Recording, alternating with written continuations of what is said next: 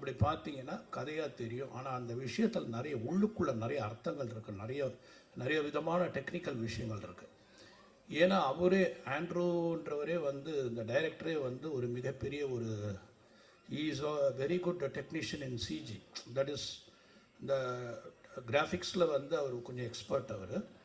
ஏன்னா எப்பவுமே ஒரு கிராஃபிக் அப்படின்றது என்னன்னா, நம்ம வந்து ஒரு டைரக்டர் வந்து என்ன விஷுவல் பண்ணுறோமோ அதை ஒருத்தருக்கு சொல்லுவோம், அதை அவர் கொண்டு போய் அவங்க டீமுக்கு சொல்லுவார்.